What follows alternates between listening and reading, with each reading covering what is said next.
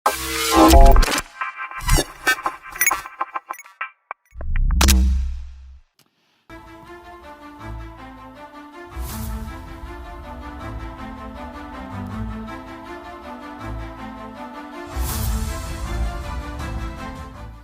kesedihan saudara dan saya berlarut-larut, kesedihan saudara berkepanjangan, hidup saya dan saudara dilingkupi oleh duka kesedihan, saudara tidak akan melihat kemuliaan Allah.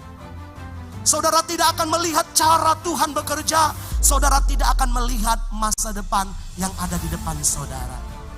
Itu sebabnya jangan kita bersedih berlarut-larut. Amin. Saya percaya baik kita di tempat ini di Beth Eden maupun yang ada di rumah, sudah siap hati kita untuk diberkati oleh firman Allah. Firman Allah berkuasa memberkati kita, memulihkan kita, bahkan membuat pertumbuhan setiap iman percaya kita. Amin. Puji nama Tuhan. Nah, hari ini firman Tuhan, saudaraku, saya memberi judul yaitu tentang tenang. Sama-sama kita buka Mazmur pasal yang ketiga, ayat 6 sampai dengan ayat yang ke-7. Saya rindu kita baca bersama ayat ini. Mazmur pasal 3 ayat 6 sampai dengan ayat yang ke-7. Saya menunggu saudara, untuk saudara boleh menyiapkan pembacaan baik di rumah maupun di tempat ini. Kalau saudara tidak membawa Alkitab, saya sudah siapkan di LED ya saudaraku. Mazmur 3 ayat 6 sampai 7. Mari sama-sama baca ayat ini dalam hitungan ketiga. 1, 2,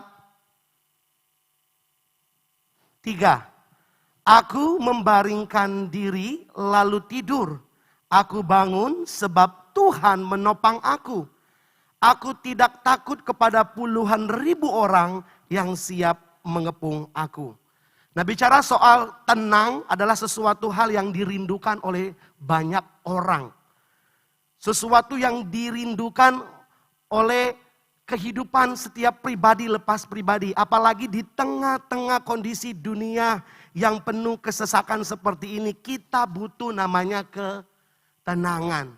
Ya, ada orang-orang mencari ketenangan dengan mereka refreshing, pergi ke tempat-tempat yang sejuk, ke tempat yang menenangkan. Tentunya ini menjadi kebutuhan setiap manusia. Apalagi kalau kita melihat perkara yang terjadi di dunia ini sedang menuju sesuatu yang menyulitkan. Kalau kita lihat teknologi betul maju. Ya, keadaan pembangunan di Indonesia maju, dunia maju. Tetapi saudaraku, kita melihat sedang banyak hal yang terjadi. Mulai dari konflik, pertikaian, perang, bencana alam saudaraku. Bahkan perekonomian yang sulit, wabah penyakit. Bahkan tingkat kejahatan di sana dan di sini, di mana-mana semakin meningkat. Dan kehidupan kekristenan semakin tertekan. Dan hari ini kita rindu belajar bagaimana kita menjadi pribadi yang tenang di kondisi yang sukar. Tenang dalam segala keadaan yang saudara alami, baik itu konflik di rumah saudara, di pekerjaan saudara. Kita belajar untuk tetap tenang.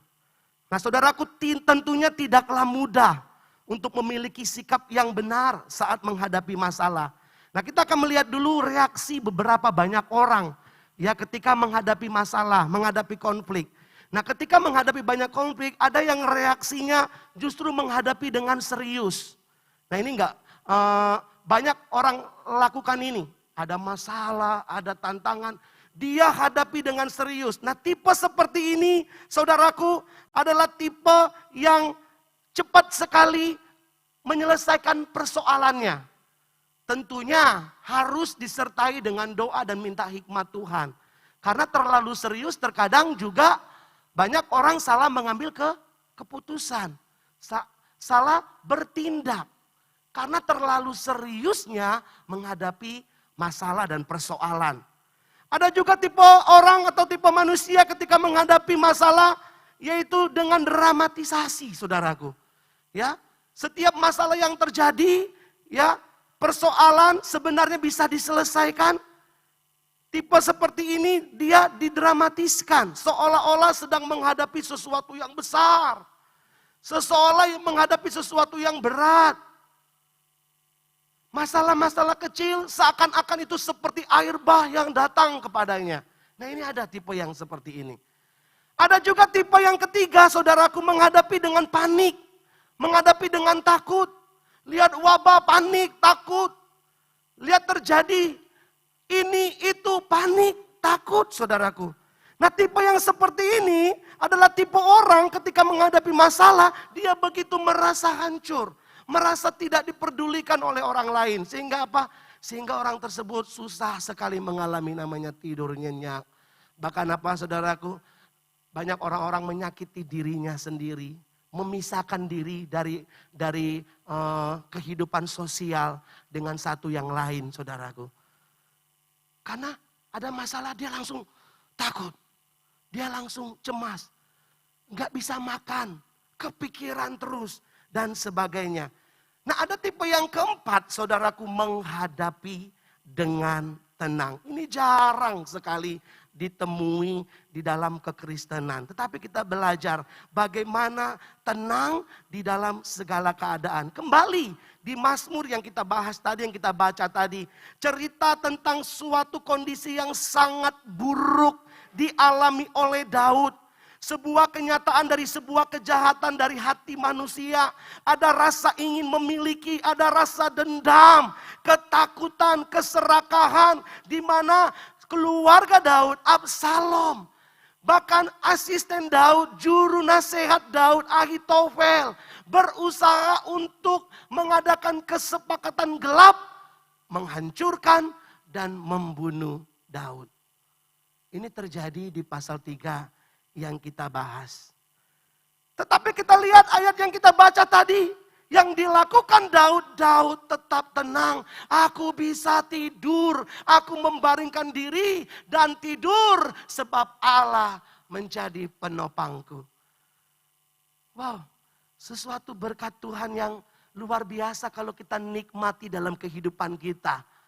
Masalah boleh datang, tetapi aku bisa tenang karena Allah menjadi penopangku. Kita gak perlu panik. Kita gak perlu mendramatiskan sehingga kita memperkeruh keadaan. Kita gak perlu cemas, gak perlu takut. Kita belajar. Daud alami untuk tenang. Dikatakan aku membaringkan diri. Saudaraku, berkat yang luar biasa tidur nyenyak ini, saudaraku, bisa dinikmati oleh setiap kita. Beberapa kali kami menghadapi konseli, saudaraku, orang-orang yang bergumul, tidak bisa tidur nyenyak. Mengapa? Kepikiran. Mengapa? Ketakutan. Daud hadapi masalah yang begitu berat. Tetapi firman Tuhan jelas katakan, aku membaringkan diri. Nah, dalam terjemahan bahasa Indonesia di sehari-hari di situ dijelaskan bahwa aku membaringkan diri lalu tidur, dikatakan dengan tentram, tenang, dan damai. Bukankah ini adalah sesuatu yang kita rindukan menjalani kehidupan kekristenan kita. Nah kita akan bahas rahasia ketenangan Daud. Mengapa Daud begitu tenang ketika masalah datang. Yang pertama, karena Daud sudah berperkara dengan Tuhan. Nah ini penting. Mengapa saya bilang karena Daud sudah berperkara dengan Tuhan. Pasal 3 tentang Absalom, ya, kudeta kepada ayahnya Daud. Ahitofel melakukan kecurangan, melakukan niat busuk kepada Daud. Ternyata saudaraku dalam kasih Tuhan, ada kesalahan yang Daud pernah lakukan. Ya, kesalahan yang Daud lakukan tercatat dalam 2 Samuel 12 ayat 10 sampai 12. Dia mengambil Batsheba, bahkan membunuh suaminya yaitu Uria.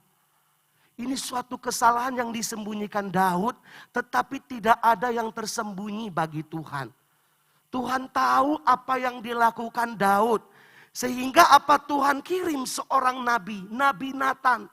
Dia datang menegur, membawa, menyampaikan pesan Allah, menegur Daud. Di ayat yang ke-10 dikatakan seperti ini. Oleh sebab itu pedang tidak akan menyingkir dari keturunanmu sampai selamanya. Karena engkau telah menghina aku dan mengambil istri Uria orang Het itu untuk menjadi istrimu. 11. Beginilah firman Tuhan bahwasanya. Nah ini dia. Malapetaka akan kutimpakan ke atasmu yang datang dari kaum keluargamu sendiri. Aku akan mengambil istri-istrimu di depan matamu dan memberikannya kepada orang lain. Orang itu akan tidur dengan istri-istrimu di siang hari. Ayat 12. Sebab engkau telah melakukannya secara tersembunyi. Tetapi aku melakukan hal itu di depan seluruh Israel secara terang-terangan. Hukuman Allah bagi Daud. Tetapi ketika hukuman itu nyata, saudaraku, di mana benar-benar digenapi. Daud diserang, Daud dikejar, istri gundik-gundik Daud semuanya, saudaraku. Seperti firman Tuhan jelaskan, dipertontonkan kepada seluruh Israel apa yang dibuat Absalom. Begitu mengerikan, saudaraku, dalam kasih Tuhan. Tetapi Daud, mengapa ketika itu digenapi, saatnya tiba di mana dia alami apa yang firman Tuhan katakan, dia tetap tenang karena Daud sudah berperkara dengan Tuhan. Ayat 12 dikatakan, ayat 13 dikatakan seperti ini. Lalu berkatalah Daud kepada Natan. Perhatikan ini saudaraku. Aku sudah berdosa kepada Tuhan. Dan Natan berkata kepada Daud, Tuhan telah menjauhkan dosamu itu. Engkau tidak akan mati. Ada penyelesaian pribadi Daud. Dia berperkara di hadapan Tuhan. Aku sudah berdosa. Dan firman Tuhan datang kepada Daud. Engkau tidak akan mati. Tuhan telah menjauhkan dosamu. Nah saudaraku, inilah pengampunan yang luar biasa. Yang membuat diri Daud tetap tenang. Sekalipun konsekuensi yang harus dia hadapi, dia harus hadapi itu. Kudeta tetap terjadi, pengkhianatan tetap ada. Keserakahan, ancaman tetap dialami. Tetapi Daud tetap tenang. Kuncinya karena Daud sudah lebih dulu berperkara dengan Tuhan. Orang yang menyembunyikan dosa hidupnya tidak akan tenang. Orang yang terus hidup dalam dosa hidupnya tidak akan mengalami ketentraman. Ada ketakutan, ada kegelisahan. Tetapi firman Tuhan hari ini, berperkaralah dengan Tuhan. Maka Tuhan akan memberikan ketenangan yang sempurna dalam hidup saudara. Saudara bisa tutup itu di hadapan suami. Saudara tutup itu di hadapan istri, di hadapan keluarga. Tetapi saudara tidak bisa tutup itu di hadapan Tuhan. Tetapi firman Tuhan hari ini kalau menegur kita, untuk kita boleh menikmati kunci berkat ketenangan itu. Berperkaralah dengan Tuhan. Yesaya pasal 30 ayat 15. Sebab beginilah firman Tuhan Allah yang Maha Kudus, Allah Israel. Dengan bertobat dan tinggal diam, kamu akan diselamatkan. Dalam tinggal tenang dan percaya terletak kekuatanmu. Tetapi kamu enggan. Tuhan kasih solusi dengan tinggal diam. Dengan bertobat. Jangan tolak ini saudaraku. Dan damai sejahtera ketenangan itu akan menjadi milik saya dan saudara. Yesaya 32 ayat 17. Di mana ada kebenaran, di situ akan tumbuh damai sejahtera. Dan akibat kebenaran ialah ketenangan, ketentraman sampai selama-lamanya. Ada dua berkat yang Daud alami ketika dia berperkara dengan Tuhan. Berkat yang pertama yaitu Daud mendapatkan kekuatan supranatural yang Tuhan berikan. Jadi kita tidak akan kalah di dalam kekristenan. Kita tidak akan hancur di dalam kerohanian. Karena apa? Kekuatan Allah itu bekerja bagi orang-orang yang sudah mengalami pemulihan daripada Tuhan. Berkat yang kedua apa? Daud mengalami ketenangan yang Tuhan berikan sekalipun di tengah badai yang Daud hadapi. Saudara mau nikmati ketenangan, amin? Berperkaralah di hadapan Tuhan. Tidak ada dosa kecil, tidak ada dosa besar. Kalau dosa ya tetap dosa. Tetapi kalau itu hal yang menyakitkan hati Tuhan, itu yang kita sembunyikan sehingga kita mengalami ketakutan. Datanglah kepada Tuhan. 1 Yohanes 1 ayat 9 dikatakan, jika kita mengaku dosa kita, maka ia adalah setia dan adil. Sehingga ia akan mengampuni segala dosa kita dan menyucikan kita dari segala kejahatan. Ingat kejadian Adam dan Hawa. Dia berusaha menutup dirinya dengan kebenaran diri sendiri. Dia berusaha bersembunyi. Apakah ketika kita bersembunyi Allah tidak tahu? Allah tahu. Terus kenapa firman Tuhan mencatat Allah mencari Adam, Adam di mana engkau? Karena Adam rindu ada pengakuan yang keluar dari mulut setiap kita. Aku sudah berdosa. Izinkan Tuhan bekerja luar biasa buat saya dan saudara. Dan saudara akan mengalami berkat Tuhan yang luar biasa juga. Yang kedua, rahasia mengapa Daud tenang, saudaraku. Karena Daud memiliki satu Tuhan walau 1000 lawan. Perhatikan di sini, sangat penting sekali. Ayat 2 dikatakan, ya Tuhan, betapa banyaknya lawanku. Banyak orang yang bangkit menyerang aku. Ayat 7 dikatakan, puluhan ribu orang yang siap mengepung aku. Mungkin ada banyak tangan-tangan yang berusaha mencelakakan kita, menjatuhkan kita. Namun kita hanya punya satu tangan saja yang turun, dan itu yang akan mengangkat kita. Itu sebabnya miliki satu Tuhan, sekalipun masalah saudara beribu-ribu cabang. Ya, ternyata bukan perusahaan saja yang punya cabang, masalah banyak cabangnya. Ya, kalau nggak diselesaikan, kalau saudara tidak memiliki satu Tuhan, maka tidak akan mengalami ketenangan. Kita tidak akan pernah tahu apa yang dilakukan banyak musuh terhadap kita. Tetapi kita tahu bahwa Tuhan pasti menyertai kita. Amin. Itu sebabnya milikilah satu Tuhan. Walau 1000 musuh, 1000 tantangan, 1000 masalah, 1000 orang, 1000 tangan berusaha menjatuhkan saudara. Tangan Tuhan lebih berkuasa menyertai kita. Jadi jangan pernah bersandar pada kekuatan saudara. Sebab kekuatan musuh mungkin jauh lebih besar daripada kekuatan kita. Tetapi bersandarlah pada kekuatan Allah yang besar. Sehingga jika kita tidak sanggup, maka Dia mampu menolong kita. Haleluya. Dia mampu, Dia sanggup. Yesus sanggup menolong kita. Kekuatan banyak musuh tidak pernah sebanding dengan kekuatan satu Tuhan. Satu Tuhan. Catat ini baik-baik. Daud punya keyakinan hanya Tuhanlah satu-satunya Tuhan yang dia miliki. Perhatikan di ayat yang kedua, saudaraku.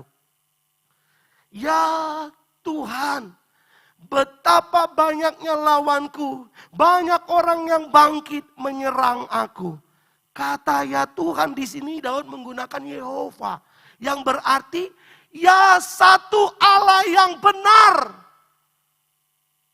Banyak orang yang gak benar melawan aku. Ya, aku punya satu Allah yang benar. Sekalipun di sekeliling banyak orang yang gak benar. Sekalipun sekeliling banyak orang yang mengancam aku. Ini Daud, ya Tuhan, ya Yehova. Dikatakan, ya satu Allah yang benar.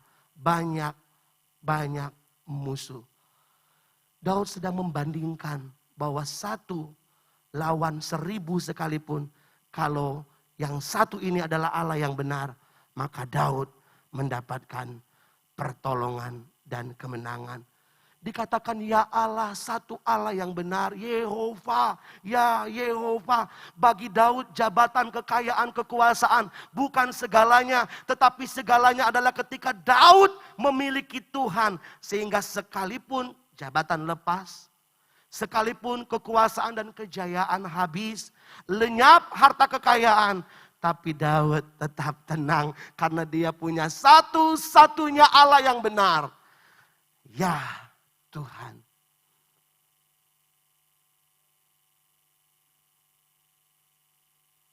Siapa yang saudara punya? Oh, saya punya saudara-saudara yang kaya. Saya punya deposito yang banyak. Saya punya kekayaan yang luar biasa. Semua yang kita punya bisa habis seizin Tuhan. Tetapi kalau kita punya Tuhan, maka ketenangan itu akan menjadi bagian kita. Kita tidak menjadi depresi, kita tidak menjadi stres. Karena apa? Kita punya satu Tuhan, sekalipun beribu lawan. Amin. Nah, saudaraku dalam kasih Tuhan, ada satu kisah juga, saya akan sedikit singgung. Beda waktunya, tetapi mengalami hal yang sama. Kecemasan, ketakutan, pahit. Dikatakan dalam Ratapan pasal yang ketiga. Ya, diduga penulis ratapan ini adalah Yeremia. Yeremia di sini kalau saudara baca ratapan ini, dia adalah orang yang melihat langsung, orang yang merasakan begitu menderita bangsa pada waktu itu, orang yang ada di lapangan, orang yang tahu betul bagaimana murka Tuhan nyata bagi Israel. Dan ayat yang ke-19 dikatakan seperti ini. Ingatlah akan sengsaraku dan pengembaraanku, akan ipuh dan racun itu. Lanjut. Jiwaku selalu teringat akan hal itu dan tertekan dalam diriku. Si peratap ini, saudaraku, ya diduga Yeremia ini, dia katakan begitu berat. Racun, ipu, dikatakan tertekan.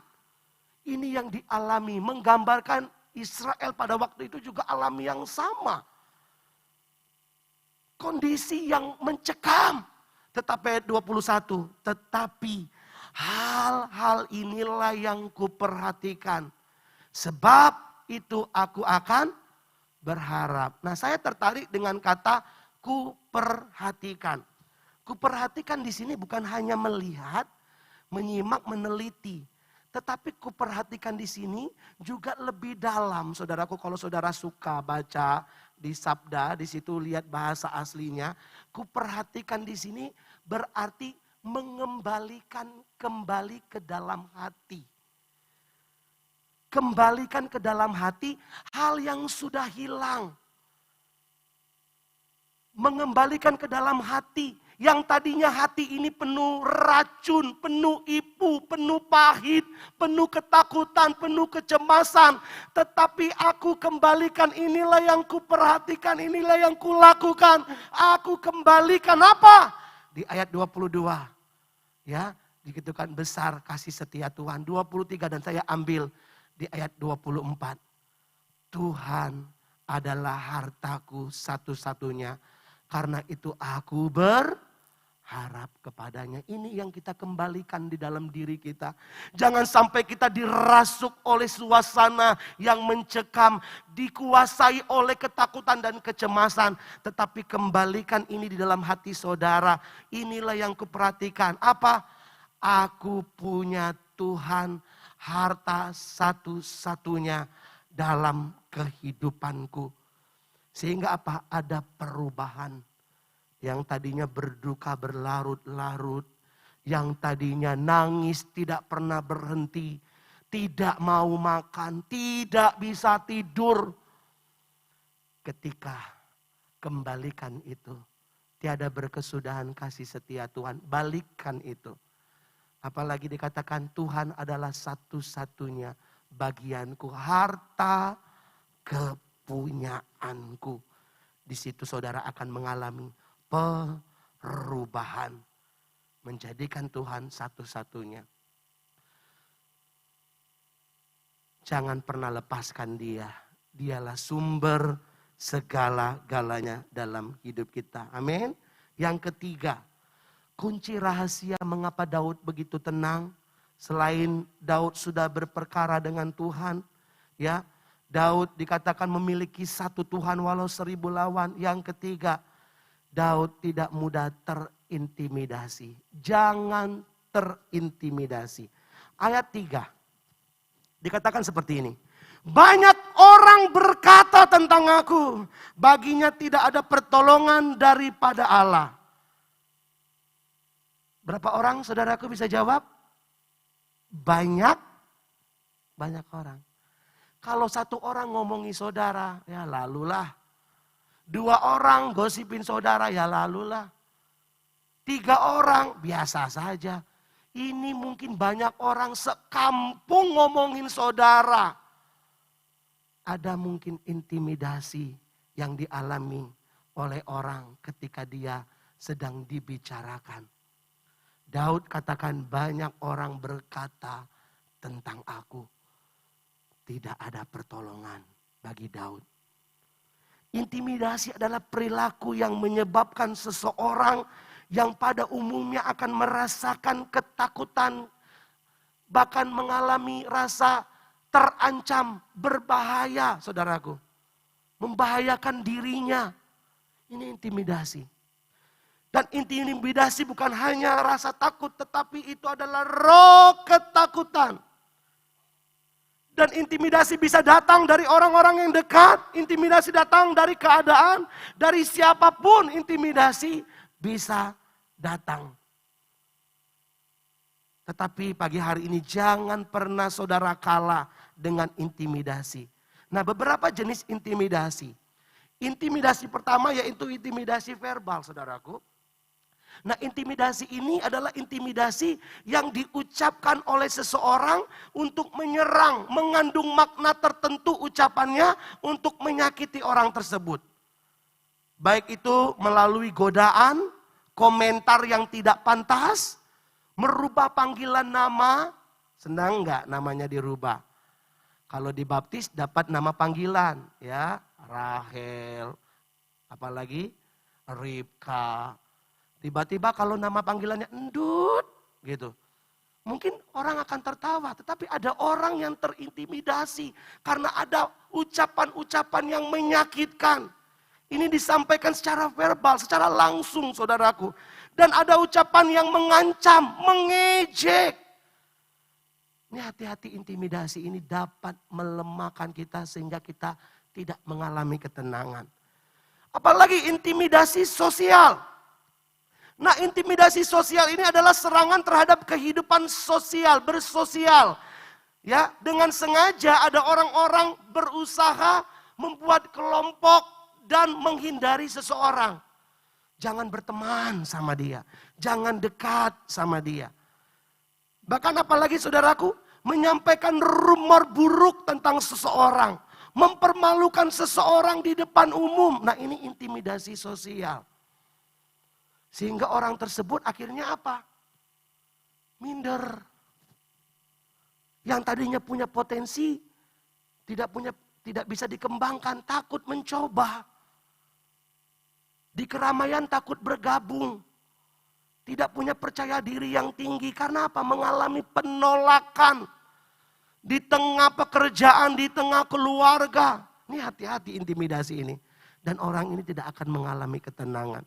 Dan yang terakhir intimidasi fisik. Nah, intimidasi fisik ini adalah serangan yang dilakukan oleh seseorang langsung kontak fisik. Ada yang mencubit, menyakiti, memukul, ya, menekan, menendang, mendorong, meludahi. Nah, ini biasa dilakukan oleh anak-anak sekolah dasar, SMP, ya, anak-anak remaja. Atau kalau ibu-ibu masih nggak cubit-cubitan. Ya, kalau sama suami mungkin cubit-cubitan, ya. Tetapi ini berbahaya kalau ini terjadi di tengah keluarga, masyarakat. Intimidasi, main pukul, ditonjokin. Kenapa kamu nggak sekolah? Diem. Dipanggil guru, nggak mau, nggak jawab. Dipanggil pendeta, nggak mau jawab. Lama-lama ketahuan karena takut dipukuli. Karena takut ditendangi. Nah, ini intimidasi yang berusaha melemahkan, membuat seseorang jadi takut. Nah, Daud mengalami 3 intimidasi ini. Ya, coba saudara perhatikan intimidasi sosial. Ketika di keluarga, Saudara ingat ketika Samuel datang mengurapi, mencari raja yang mau diurapi, Daud itu tidak menjadi perhitungan. Mungkin kalau saya di posisi saudara-saudara dan saya tidak dianggap, itu membekas rasa sakit saudaraku. Tidak diperhatikan, tidak dianggap. Dan akhirnya Samuel bertanya, ada satu lagi. Dia sedang mengembalakan domba. Pernah juga Daud alami ketika ada di antara orang-orang yang berperang. Ketika orang-orang berperang, badan postur tubuhnya tinggi. Tetapi Daud dikatakan kecil. Nah ini intimidasi sosial. Daud tidak mendapatkan masuk hitungan. Nah mungkin kalau saya juga di posisi itu atau saudara. Sebenarnya pengen coba berperang karena sudah direndahkan. Itu mengalami kegagalan, ketakutan dalam diri seseorang. Itu Daud. Apalagi yang Daud alami intimidasi fisik. Ketika beberapa tombak, beberapa panah yang akan memburu Daud. Daud ingin dibunuh oleh Saul. Cuman oleh karena kecemburuan Daud dipuji-puji oleh Israel. Karena dia mengalahkan berlaksa-laksa. Tetapi Saul cuman beribu-ribu. Dia ingin dilukai. Ingin dibunuh saudaraku. Nah ini intimidasi yang Daud alami. Ketakutan pastinya. Dan intimidasi yang kita bahas pagi hari ini. Dikatakan intimidasi verbal. Ada banyak orang berkata-kata seakan-akan sudah tidak ada lagi pertolongan. Seakan-akan Tuhan meninggalkan Daud. Dan orang berkata-kata tentang Daud. Bayangkan 3 intimidasi diborong KB. Daud alami itu dalam kehidupannya. Tetapi mengapa Daud tetap tenang? Karena Daud punya keputusan.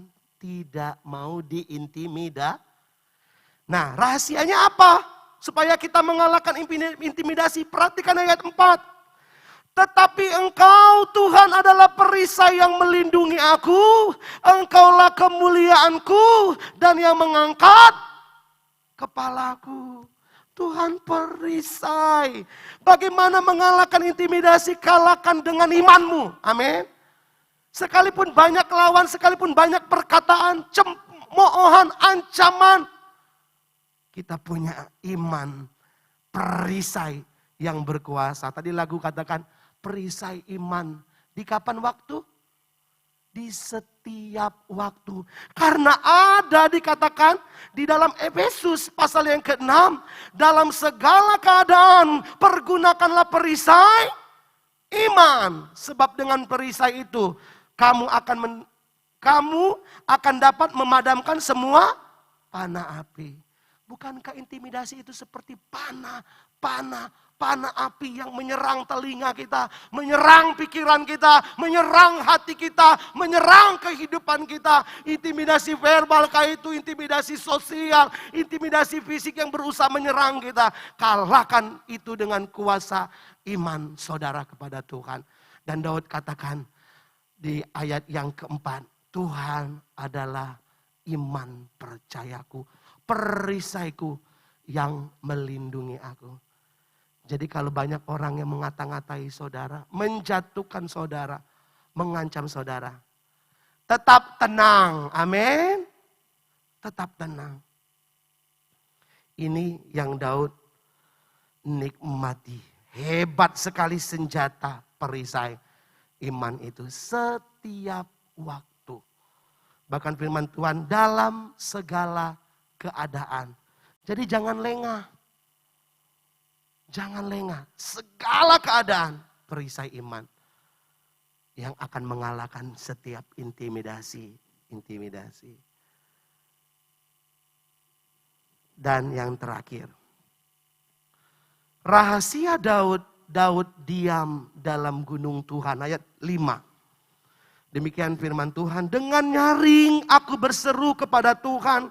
Dan ia menjawab aku dari gunungnya yang kudus. Selah. Sumber ketenangan dan kedamaian dialami saat Daud datang kepada Tuhan. Masuk dalam hadirat Tuhan. Ada dalam persekutuan bersama dengan Tuhan.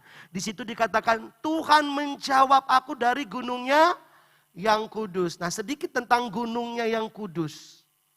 Ya, gunung yang kudus berbicara tentang keberadaan Tuhan. Ya, bukan berarti saudara mau cari gunung, cari bukit, terus berdoa di situ.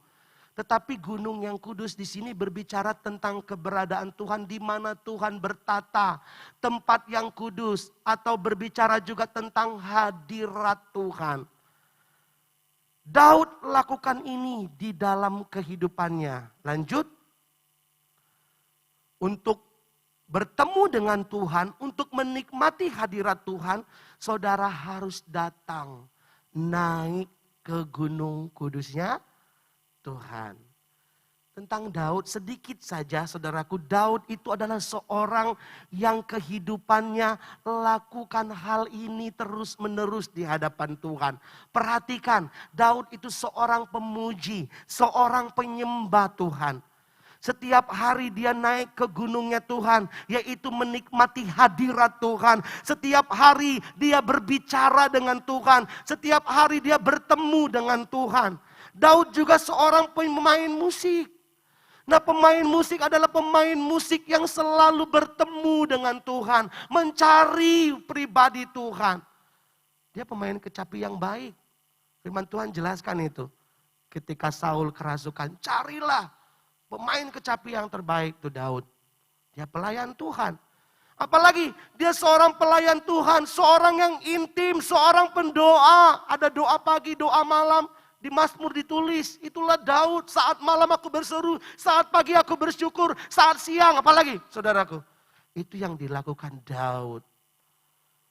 Bahkan tak heran kalau di gunungnya Tuhan, Daud mendapat jawaban. Di gunungnya Tuhan, ketika dia rasakan Tuhan hadir, ketika dia melayani Tuhan. Makanya saudaraku, semua yang kita lakukan, baik worship leader, baik jemaat yang datang, baik pemain musik, saudara harus mengalami benar-benar gunung kudusnya Tuhan itu. Saat saudara lakukan, saat saudara datang, saat saudara beribadah, saat saudara memuji Tuhan. Nikmati gunung kudusnya Tuhan. Ketika saudara masuk dalam gunung kudusnya Tuhan, ini yang saudara alami, jawaban. Nah, banyak orang jawaban ini seakan-akan harusnya tentang keinginan pribadinya. Tidak selalu. Nah, jawaban Tuhan saya tulis pemulihan. Sekalipun dosamu merah semerah krimizi, kain kesumbah, tetapi Tuhan akan putihkan seputih bulu domba. Saudaraku, alami pemulihan saat datang ke gunungnya Tuhan. Apalagi mengalami kesembuhan. Kesembuhan itu meliputi 3. Kesembuhan roh, jiwa, bahkan tubuh saudara dipulihkan dan disembuhkan oleh Tuhan. Mengalami kelepasan. Lepas dari intimidasi, lepas dari ketakutan. Saudaraku, lepas dari kekhawatiran saat datang ke gunungnya Tuhan. Mengalami mujizat, ada banyak mujizat yang Daud alami dalam kehidupannya. Semua itu karena campur tangan Tuhan. Saudara tahu mujizat di dalam pasal 3 ini, ketika Daud tanpa kasut, dia naik ke Bukit Zaitun. Di pasal 3 ini kalau saudara baca di kisahnya.